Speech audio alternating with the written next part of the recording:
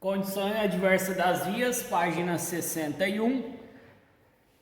O ideal seria transitar somente em vias bem projetadas, construídas e conservadas, além de sinalizadas adequadamente. Porém, isso nem sempre é possível, principalmente se tratando da nossa realidade. Grifem: as principais condições adversas das vias são sinalização inadequada ou deficiente, pavimentação inexistente ou defeituosa, aclives ou declives muito acentuados, pistas ou faixas de rolamento com largura inferior à ideal, curvas mal projetadas ou mal construídas, lombadas, ondulações e desníveis, inexistência de acostamento, má conservação, buracos, falhas e irregularidades, pista escorregadia ou drenagem deficiente, permitindo acúmulo de água, vegetação muito próxima da pista. Tomem cuidado. Se vocês querem grifar desníveis no sexto ponto, cai em teste. O desnível entre a pista e o acostamento é uma irregularidade, então pode provocar acidente, tem que tomar cuidado. Ali fala também, pavimentação inexistente ou defeituosa, seria buraco na pista. Ali fala aclives ou declives, subida e descida. Então tomem cuidado, condição adversa das vias, tudo que tiver danificado na via. É importante planejar o itinerário com antecedência, levando em consideração as condições das vias. Existem diversas maneiras de obter essas informações: jornais, rádio, televisão, agentes de trânsito, outros motoristas e sites especializados na internet. Todo condutor deve utilizar as vias de forma segura, reconhecendo seus perigos e deficiências e ajustando-se às suas condições. A má conservação das vias pode danificar o veículo, principalmente a suspensão e os pneus. Para evitar esse transtorno, segue abaixo algumas recomendações. Conduzir em velocidade compatível com a condição da via. No caso de automóveis, cuidar para não bater a parte de baixo do veículo, pois poderá danificar o reservatório de óleo do motor. Cuidar para não bater em outros veículos ao frear ou tentar desviar de buracos na pista. Veículos de carga não devem trafegar com excesso de peso, já que esta é a maior causa de deterioração do pavimento. Cuidar com pedras e buracos, que pode danificar pneus e aros, além de desequilibrar a motocicleta. Grifem esse segundo ponto. Estamos na página 62. Se for inevitável passar por cima de um obstáculo com a motocicleta, deve-se reduzir a velocidade, aproximar-se do obstáculo em ângulo de 90 graus e manter a motocicleta em linha reta, pode grifar até aqui, e apoiar-se nas pedaleiras, erguendo-se um pouco do assento, amortecendo o choque com as pernas e braços semiflexionados. Depois é conveniente conferir o estado dos aros e pneus. Pessoal, se for inevitável passar por um obstáculo, eu devo, sem acionar os freios, passar alinhado com o obstáculo. Então, se vocês querem escrever aí do lado, se for inevitável passar por um obstáculo, sem acionar os freios, passar alinhado com o obstáculo. Porque se eu virar um pouquinho a roda, pode bater a quina do aro, aonde vai danificar, além do pneu, o aro também. Em caso de derrapagem, o motociclista deve segurar firme o guidão, não acelerar nem frear, não utilizar a embreagem, não inclinar a moto e virar levemente o guidão no sentido da derrapagem, para que a aderência se restabeleça. A posição mais segura para motocicletas passarem por trilhos e sonorizadores é reto, transversalmente a eles, em ângulo de 90 graus. Passar em diagonal, atravessado ou em ângulos menores pode deslocar a roda dianteira da trajetória, provocando zigue-zague e queda. Se a aproximação e o posicionamento estiverem corretos, a moto irá vibrar e balançar, sem apresentar perigo. As motocicletas comportam-se muito melhor em superfícies que proporcionam boa aderência. Algumas condições que podem deixar a pista perigosa e com pouca aderência são: pavimento molhado, particularmente logo após começar a chover, manchas de óleo na pista, estradas de terra ou acúmulos de pedregulho e areias nas estradas pavimentadas, lama e gelo, faixas pintadas na pista, placas de aço, especialmente quando molhadas.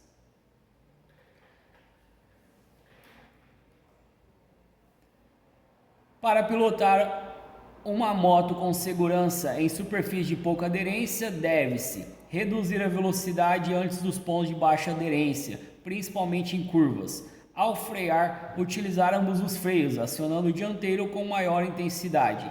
Tomar muito cuidado com o freio traseiro, que em pistas escorregadias provoca derrapagens. Ser muito cuidadoso para não derrapar ao acelerar, frear, trocar de marchas ou fazer curvas. Para reduzir a velocidade é melhor parar de acelerar sem frear. Ter cuidado ao passar de um tipo de piso para o outro, como por exemplo, do asfalto limpo para o acostamento com areia. Trafegar sobre o rastro dos pneus dos outros veículos onde há menos água. Evitar areia, folhas ou sujeiras soltas nas laterais da pista. Vias mal sinalizadas, a inexistência ou deficiência de sinalização é um importante fator de risco. Nesse caso, o condutor deverá redobrar atenção para não ser surpreendido e não se envolver em acidentes. É importante o condutor encontrar vias em más condições ou mal sinalizadas, exerça seus direitos de cidadão, solicitando reparos e melhorias, afinal, essa atitude pode salvar muitas vidas.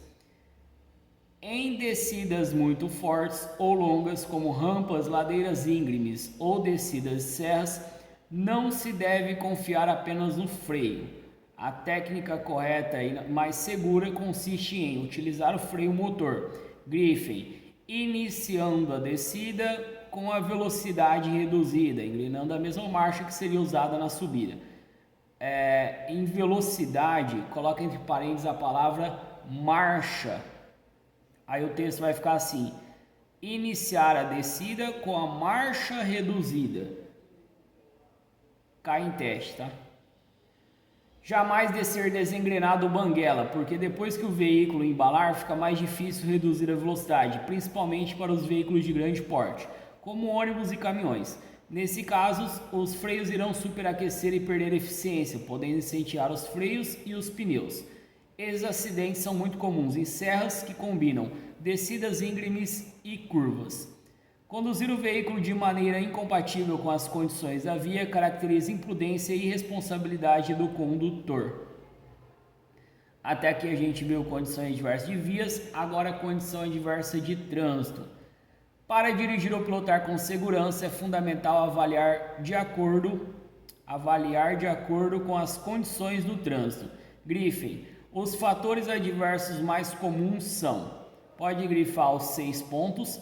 Trânsito lento ou congestionado, horários locais de maior movimento, áreas de aglomeração ou grande circulação de pedestres, presença de ciclistas e outros veículos não motorizados, tráfego intenso de veículos pesados, comportamento imprudente ou agressivo de demais condutores. Façam mais um ponto embaixo e escrevam: feriados prolongados.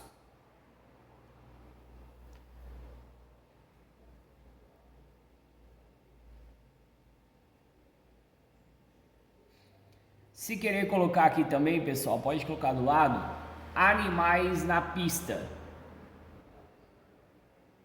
Então, animais na pista é condição adversa de trânsito. O condutor defensivo procura sempre que possível planejar seu itinerário evitando os horários locais de congestionamento. Sair com antecedência prevendo possíveis atrasos. Lembrar que nem sempre o trajeto mais curto é o mais econômico em tempo e combustível. Continuando então, condições adversas do veículo. Já vimos que é obrigatório manter o veículo em bom estado e em perfeitas condições de funcionamento. Esses conhecimentos são oferecidos no capítulo de mecânica básica. Porém, algumas vezes somos obrigados a conduzir veículos de outras pessoas e somos surpreendidos por situações imprevistas, devido à condição em que o veículo se encontra. Nesses casos, deve-se prestar atenção redobrada a alguns detalhes. Pode grifar, a partir daqui são as condições adversas do veículo. Ó. Lâmpadas queimadas e faróis desregulados, limpadores de para-brisa com defeito no caso de automóveis. Espelhos retrovisores deficientes ou ausentes, amortecedores em mau estado, folga no sistema de direção no guidão, rodas desbalanceadas, aros desalinhados, falta de buzina, suspensão desalinhada, pneus gastos ou mal calibrados, freios deficientes, quantidade insuficiente de combustível, falta ou deficiência de um ou mais equipamentos obrigatórios, veículos de 2, 3 ou 4 rodas, existência de qualquer tipo de vazamento. É importante ficar atento a todos esses itens, pois eles interferem na segurança. Deve-se recusar dirigir ou pilotar veículos em mau estado de conservação ou que não tenham todos os equipamentos obrigatórios. Aqui então a gente viu condições adversas de veículos. A partir daqui, condições adversas de cargas. No transporte de carga em geral ou qualquer situação que obrigue o condutor a dirigir transportando objetos, a carga transportada poderá transformar-se em uma condição adversa comprometendo a segurança. As causas mais comuns de acidentes provocados pela carga são carga mal distribuída, mal embalada ou acondicionada inadequadamente, falha na imobilização e amarração dos volumes dentro do compartimento de cargas, desconhecimento do tipo de carga e das suas características. Sempre que transportar cargas, o condutor deve observar os seguintes pontos. O volume e o peso devem ser compatíveis com a capacidade do veículo. Não transportar passageiros nos compartimentos de carga ou vice-versa. Certificar que a carga está imobilizada e bem acondicionada. Aproveitar as paradas para conferir a condição da carga. Se querer grifar esse ponto, cai em teste. Não transportar passageiro no compartimento de carga ou vice-versa. Então, passageiro no compartimento de carga, além de infração de trânsito, é uma condição adversa de carga. Então, passageiro no compartimento de carga, condição adversa de carga.